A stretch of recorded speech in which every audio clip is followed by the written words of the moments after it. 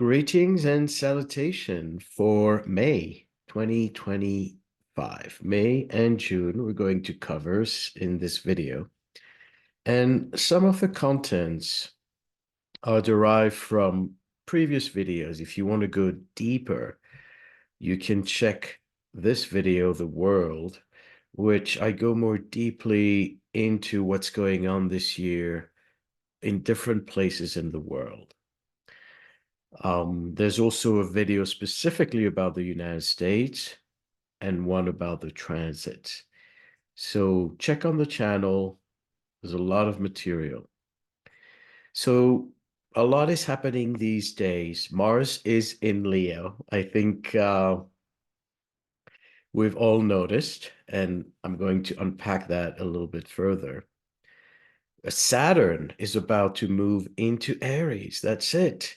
So May 24, Saturn joins Neptune in Aries, and that's obviously a very cardinal turning point. And speaking of cardinal turning points, Jupiter will then move into Cancer on June 9.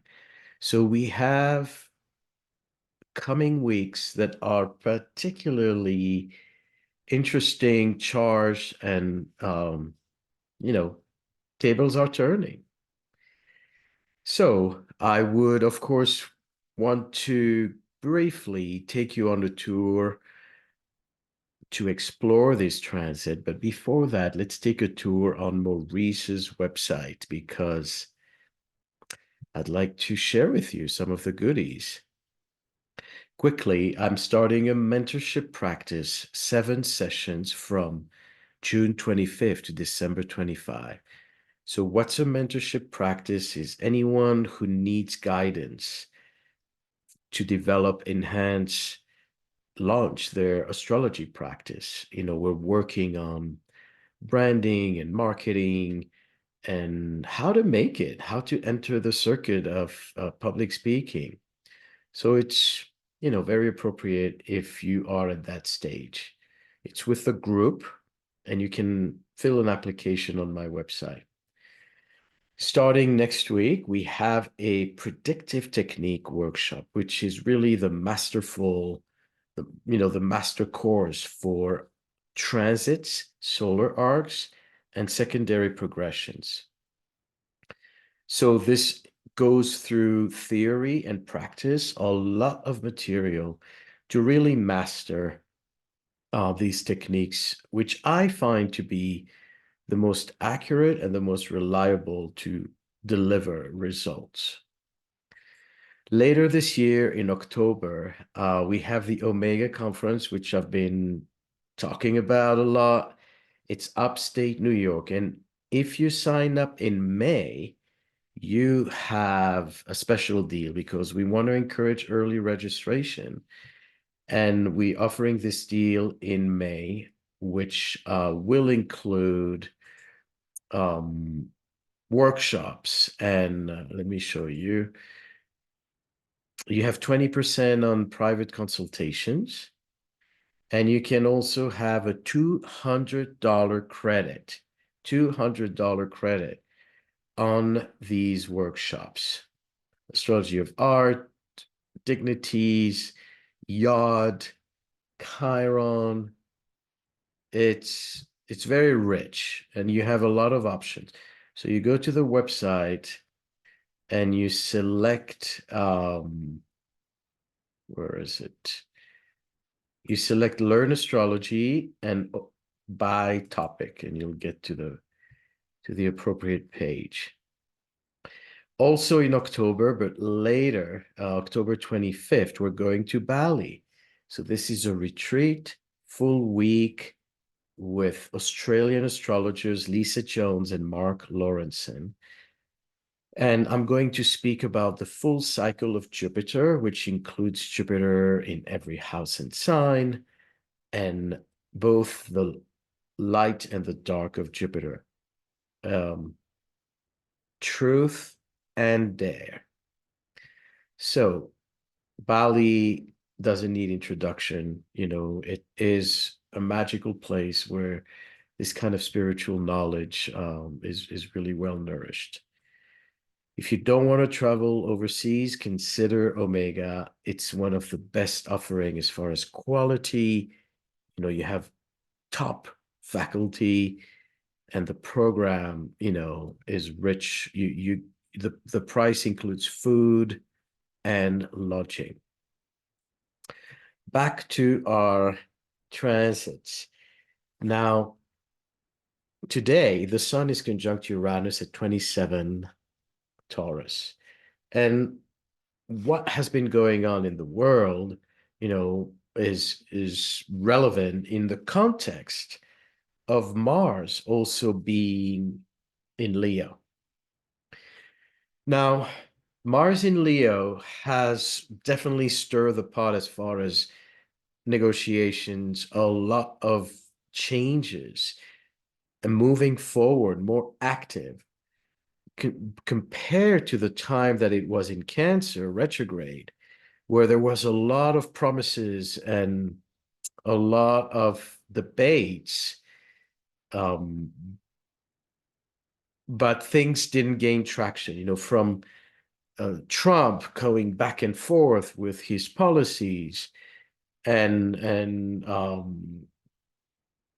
the Middle East again trying to jumpstart negotiation. So for better and worse, now that it is in Leo, there's more action. Things are moving forward. There's more creativity, but that can be for better and worse. It can set in motion both amazing development, personal creativity, but it can also, launch offensives. And we know what's going on again in the Middle East, and that can be quite daunting. Later, Jupiter moves into Cancer, as we mentioned. Now, since Mars has been in Leo, we've heard a lot about these guys. And the reason is that they have all Mars in Leo, and Putin has the nodes and Pluto in Leo. So Trump is swimming in gold. Leo is gold and is making these very, very lucrative deals.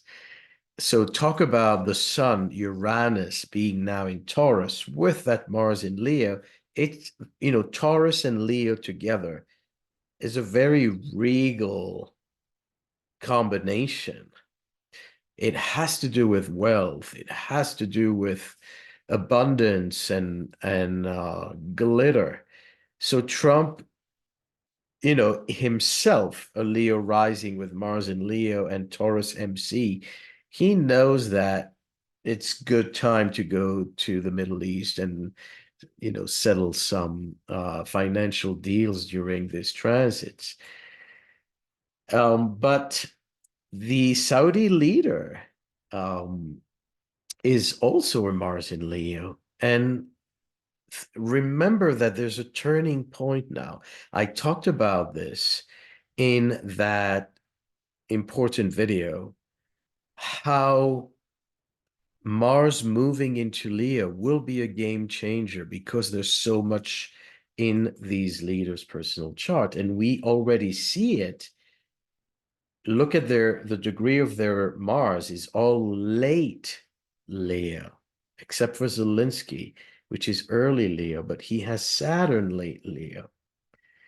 So as we move into the late fixed signs, and now the sun is late fixed Taurus, all these Marses are boom, boom, boom, activated. So on the one hand, we have these big financial deals, but on the other hand, there's a change of direction whereby Trump and Bibi Netanyahu experience friction.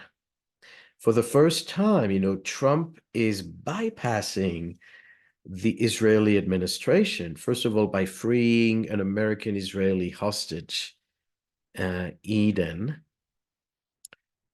without really negotiating deals, that would involve Palestinian prisoners or the Israeli administration. And then he's, going on a tour and creating these new lucrative deals with the Saudis without considering Netanyahu's opinion.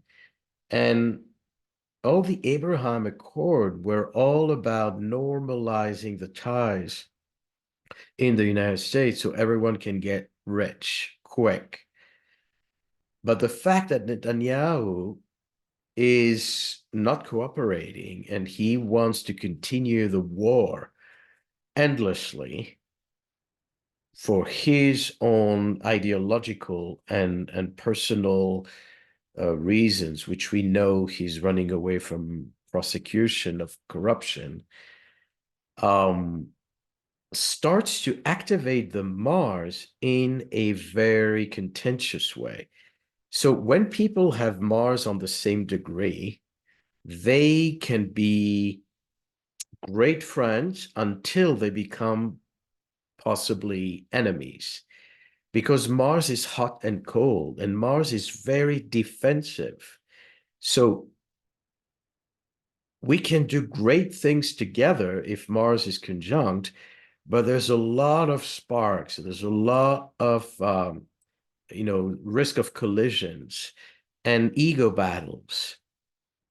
And that is what's happening now that the sun is at 20, late 20s in Taurus. It's already pushing those Marses in a challenging position. And then Uranus being in Taurus square all of their Marses. So Uranus is friends. Mars is battle. So suddenly these alliances are shifting. Whoever was your friend is suddenly a rival. Pay attention to that. Uranus rules Aquarius. Aquarius is friendship. And you see how these quote unquote friends who only earlier this year, made these big promises about how they're going to, have big dreams about Gaza. Netanyahu is still hoping that Trump tags along, but Trump changed his mind already. He's going after the money, he's going after opportunities. And it's not, he doesn't care about history and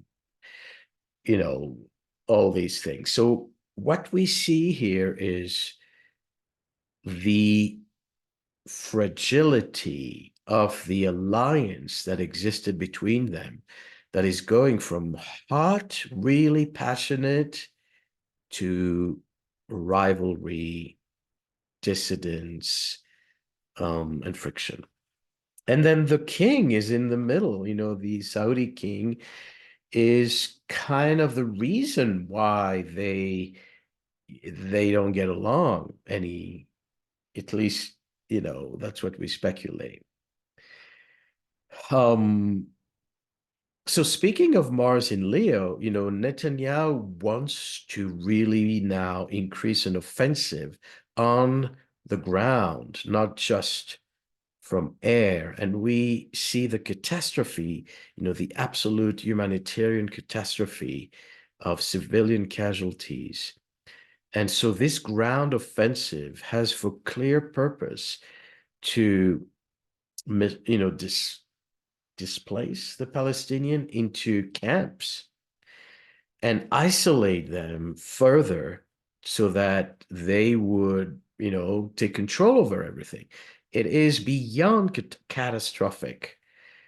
And I'm not just talking about a humanitarian backlash, but I'm also talking about, a political backlash, because nobody's going to benefit from that, not even Israel. I mean, there's so much self-sabotage in this whole thing. And lo and behold, we talk about this Mars in Leo. Currently, Mars is in Leo, but it's not yet on those degrees. And Israel has Mars in Leo. with Pluto and Saturn. So this whole time that Trump was in Qatar and Saudi Arabia, Mars was on Israel's Pluto. Mars was on Israel's Saturn. And you could feel how Bibi Netanyahu was fuming. Then simultaneously, the conflict between India and Pakistan flaring up on the Kashmir border. And both, all these countries, the Palestine Israeli division by the UN and the Pakistani Indian division following the retreat of the British Empire occurred in 1948.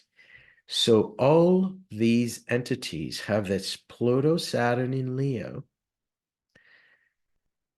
with Israel's sun in Taurus, land, and India, Pakistan's sun in Leo. And so you see how that year was contentious, that we have a never-ending conflict between Israeli and Palestinians and a never-ending conflict between Pakistanis and Indians. So there's something about this Pluto Saturn that really creates a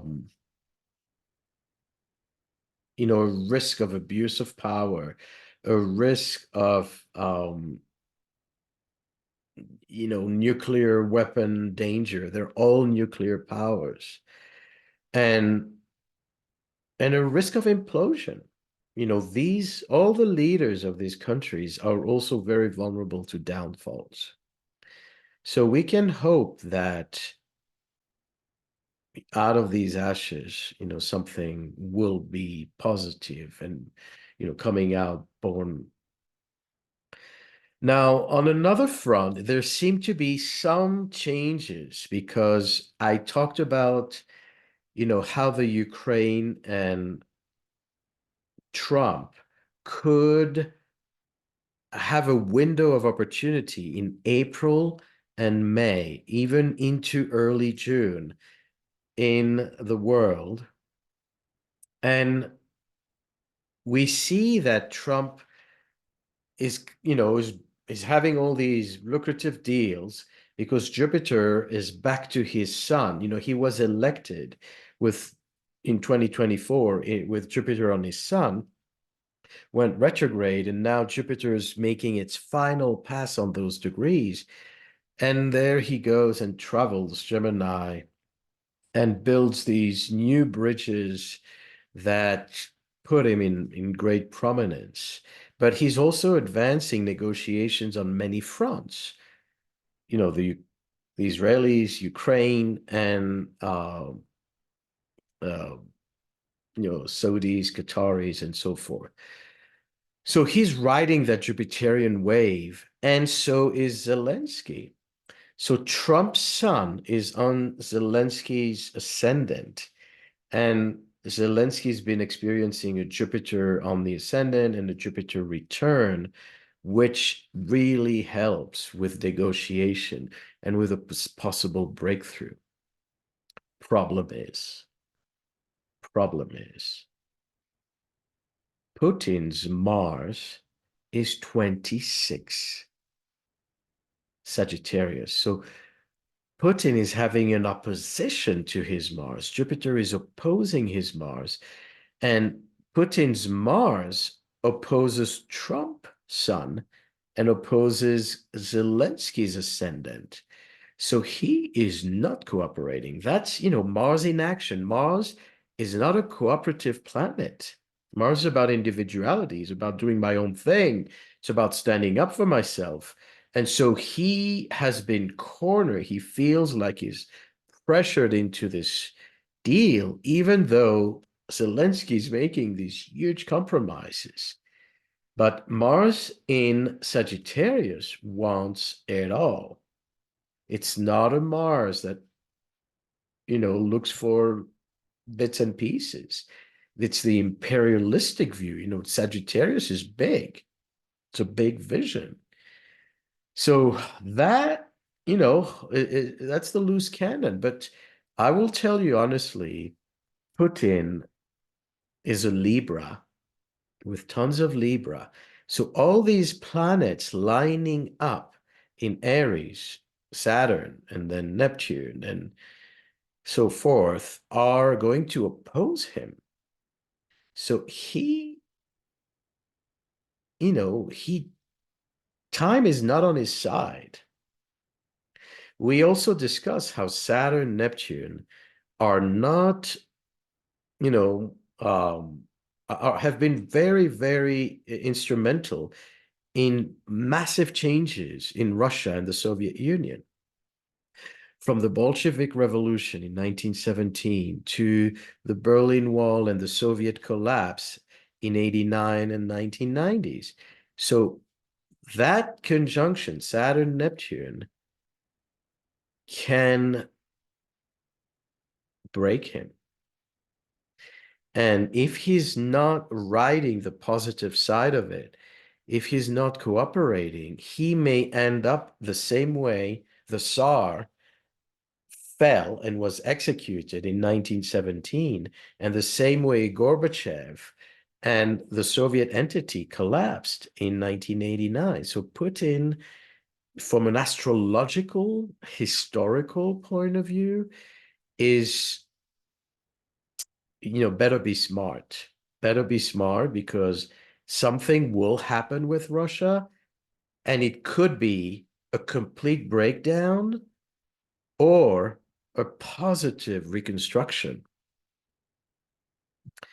Now, I also spoke about these four individuals who each have Mars at the end of a fixed sign. So Trump, as we said, 26 Leo, Vance is 22 Scorpio, Musk is 21 Aquarius, and Witkoff, who is the Middle Eastern envoy, is 28 Taurus. Now, remember, where is Uranus? 27 Taurus. Where is Mars now? Mars is at now mid. Let me bring the chart for right now. Mars is mid degrees, 13 degrees Leo. So it's advancing toward those late degrees fixed, late degrees Leo. So what are the dates where it hits that? So Mars will be between 22 and 29 fixed signs in Leo between June 1st and June 18. Then later again in October, it's going to be in Scorpio. So Mars between June 1st and June 18 is going to be a Mars return for Trump, a Mars opposition for Musk, and a square for Witkoff and Vance. And as we say, Mars is your friend until the tables turn. It can get very contentious. We already know that Musk is out of the picture. He's leaving the Doge office because, first of all, legally, he's not allowed, I believe, to stay as a non-elected official longer than a few months in this position. So that was, from the get-go. But, needless to say that his efforts were radically unsuccessful, and that he didn't, save a lot of money, and he created a lot of trouble for himself, where to the point where Tesla is considering replacing him as a CEO. So he would lose not only, his glitter as a White House nerd, and bring his kids on picnics to the White House lawn, but his personal life can also be affected. And this is not only for now. What we see with this grand cross between these four individuals is that they can easily turn alliances to adversities. They can easily throw each other under a bus when a Mars transit comes along. So there is, a spectacle to watch for early June. Now, what else is happening early June? Talk about Uranus is already there. So we already see that Uranus is, triggering all of them and changing dynamics on the social political level. Now, a lot of it may not be revealed to us, the public. A lot will happen behind closed door. I often talk about this transit and how it affects people, but we don't always know. We don't always have a public report unless there's something really big that transpires into headlines. But a lot of these dynamics can also be hidden. And so what will happen, between Trump and Netanyahu? What will happen with Netanyahu on his own as Mars gets to those late degrees, in the month of June? Will this give him, the zeal, the mania to, fully take the ground offensive in Gaza? One thing for sure is that he's not happy, and he may do that as a form of spite, but we're going to get there. So other things that are happening, looking at transits, on June 15, Mars will actually square Uranus. So not only are they both end of fixed sign, but the actual degree of the square is 28. And that is on Trump's ascendant. That is on all of these leaders' strategic points. Now, this is also true for us. We're not swimming in Arabian gold, and we're not building hotels and golf courses.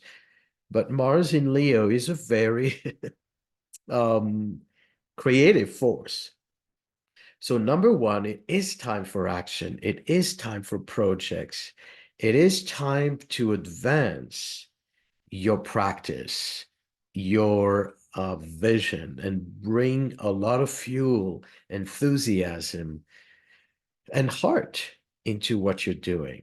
And yes, be careful about ego battles during this time, because as you come with so much enthusiasm, it's fire on fire, you may have your blind spots. Now, when it squares Uranus, you have to be careful about a few things. I'm talking again on a personal level. Be careful about burning bridges, because Uranus is your friends, Mars is you. Are you going to clash with your friends? Are there going to be, a breakdown of your alliances? Another thing that can happen is both Mars and Uranus are very excited forces. So there's a lot of agitation, which can lead to, very fast spinning wheels. So when things are going very fast, everything changes very fast. It's both positive, where you can, at a at a very fast pace, make decision, change your course, reinvent yourself. But there's also a risk of accidents, a risk of collisions, not just with allies, but with walls and cars and airplanes. And machinery. So, there can be a technological crisis. I mentioned already how you see the conjunction with Neptune and Saturn, how Saturn and Neptune represent power, not just political power, but grid power, energy power. So with this Mars ruling, we have to track where Mars is all the time now because of these two planets in Aries. There could be technological breakdowns that affect the grid that lead to, the same thing that happened in Spain and Portugal, maybe because of solar flare. Right now, today, as Uranus conjunct the sun, they speak about massive solar activity that changed the electromagnetic field. So this can intensify that and cause disruption in the function of technology. So once again, review the previous videos for more information on those themes and the grid systems and whatnot. Other things to pay attention to, as I say, we are in a period where there's a lot of instability with flying and airplanes. I don't want to put out negative stuff out there, but one of the virtues of astrology, and that's what we're going to learn in the predictive technique, is how to be very honest in order to be preventive, and how to look at the wounds to bring the remedies, right? That is part of what we can do as astrologers. It's not enough to say, this is going to happen to you, but how can you prevent? How can you remedy? How can you reroute the energies as much as possible? Another thing that can be very interesting, the same way that our leaders are, making massive financial deals, this is a juicy combination. Even if it's a square, it has tremendous potential for breakthroughs that can have also financial rewards and financial uh, impact. And the impact can be gained because Uranus in Taurus has a lot to do with increasing wealth. This is why all the billionaires have been making so much money and increasing their wealth during Uranus in Taurus, because that energy, if you get it, I wish I would, but if you get it, can increase wealth. Hopefully without corruption and hopefully in ways that are also benefiting the whole. But on a very personal level, see this time as, how do I increase my income? How do I stabilize my life? How do I make new decisions that can have a financial impact? And what we can say is that it's a good time to invest, because it's a good time to reap the reward. So even if you're not reaping rewards right away, the investment may be worth it now. If you want to, purchase something or invest in education, or basically be strategic about ways for you to advance your purpose in this incarnation. Your purpose is Mars in Leo, Uranus is Taurus, how to make it sustainable.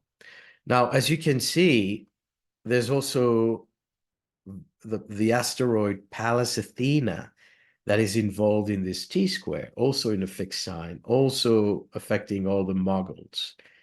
So Pallas Athena is one of the asteroid that we will really focus on at Omega. Hana Tanashura is going to speak about a whole, session on Pallas. And one of the applications of Pallas is intelligence. It's a deity that was born out of the mind of Jupiter. So it's very high-minded. On the one hand, it brings female intelligence, but it also brings fierceness in a way that can be also violent. Pallas and Athena were friends, and they were warriors, and they were not afraid to chop people's heads. So what we see here with Mars and Pallas up in opposition can also bring, war, can also bring intensity in combat, both, on the ground and between allies. It's in Aquarius, Uranus, again, friends, Uranus, allies. This is a time where so many old friends and new friend dynamic are being reshuffled. Think, what you see on the public scene can mirror something that happens on a personal level. So when you see Trump, breaking ties with old time friends, Canada and Mexico, the neighbors, and all these, build bridges that are being broken, and with NATO and Europe, that is part of that Mars, Aquarius, Pallas, Uranus, where old friends can become adversaries, and yet new alliances are formed. So will the friendship between Israel and the United States survive that? Will it go through a dip or a bump? Will the alliance between, the British and the French strengthen because of the Russian threat, because of the fact that they don't trust Trump as much as they trusted earlier administrations? All that is being played out now, and all that can reflect our own, geopolitical dynamics in our own private yards. And then lastly, on, so the Pallas Mars, kind of really begins on June 8, and then on June 16. So June 15 is the Mars Uranus, and then June 16 is the moon comes along and adds to this. So between June 8 to June 16, it's shaking. What is scheduled for that? A military parade. Right. Trump celebrates his birthday by cutting wasted funds and saving money for taxpayers and paying $45 million for a one-day birthday batch of a military parade for the first time in the United States. So that is very much Trump having a Mars return and celebrating his birthday in the most militaristic way you could think of. And Pallas comes along and tags along. So will that lead to the, tension with his own party? Again, Aquarius, Uranus, your friends, Are your friends unhappy about you wasting money on your show, Mars in Leo? Interesting. Um, but that's on the agenda. Now, speaking of Netanyahu, we spoke about how he has Mars at 26 Leo. And so will this translate, this whole T-square, will this translate into an offensive on the ground? Will he follow through? Will the world manage to stop him? I know, how catastrophic is that going to get? Now, as I mentioned, Israel has a Mars return as well. So that can mean more aggression, but that can also mean that there's internal resistance, that more people are galvanizing against this demonic man and his party of what we call kahanists.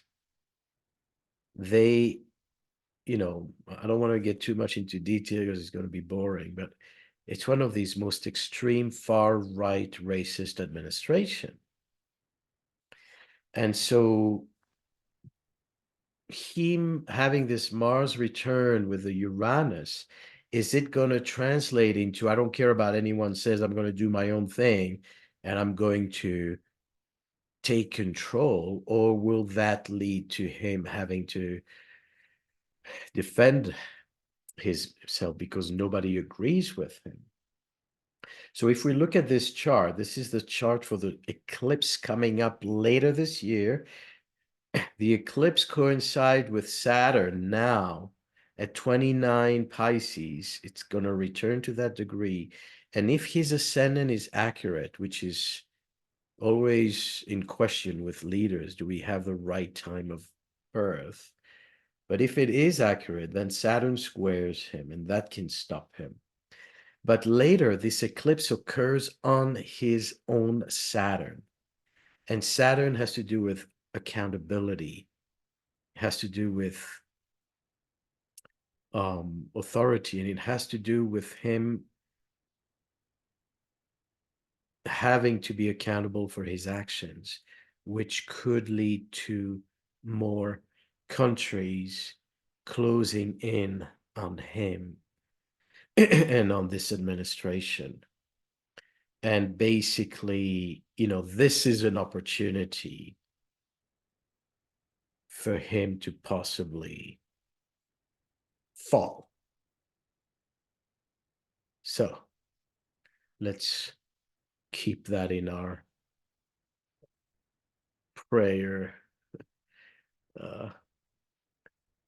altars. So right now we are at this turning point with this zero cardinal.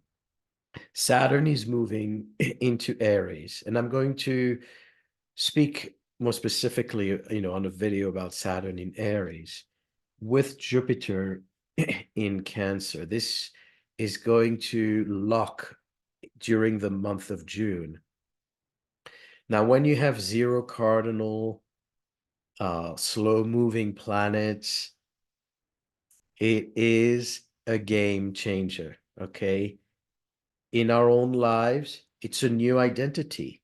Cardinal signs are all about reinventing yourself, opening a new coffee shop, relocating to a new town, changing jobs, changing friends.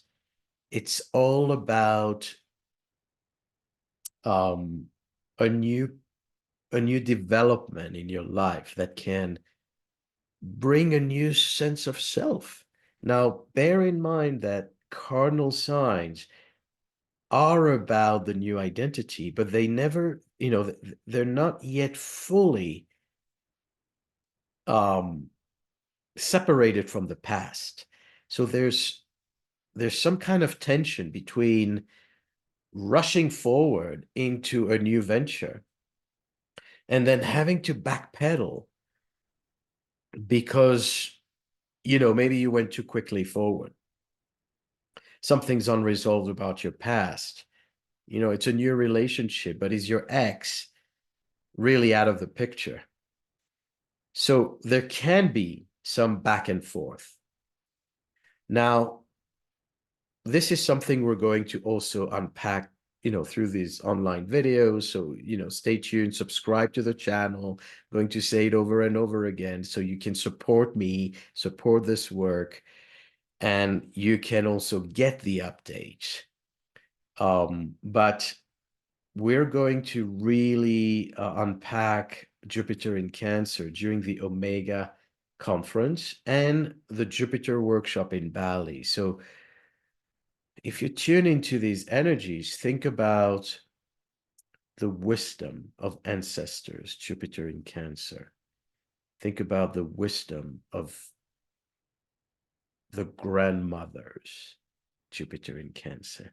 So that's what we're going to do collectively, but also that's what we're going to really unpack at these conferences. And then we have the great sextile, right? Neptune is the midpoint between a trine with Pluto in Aquarius and Uranus in Gemini. Though Uranus only moves in Gemini in July, only, it's coming up. And Neptune is the midpoint between them, so it centralizes this trine. I gave a talk last Wednesday in New York about Uranus in Gemini. There's going to be another talk I'm going to present another time online about Uranus in Gemini. So stay tuned. This is something you can, affordably join. It's just $20 or so. And it is electrifying. So our juices are running. It's time for passion. Check the video. Check this article on my website as well. Go to articles for a whole download on Neptune and Uranus, Neptune and Saturn on the 0-degree Aries. And you're welcome to join my astrology discussion page, Evolutionary Skies, on Facebook, where we post chart and comment and a lot of very fertile astrologies going on there. The Neptune book, if you're still living in ignorance, it's time for bliss. And consider these workshops, mentorship and master predictive techniques. Thank you, everyone, and be safe, be well. Blessings.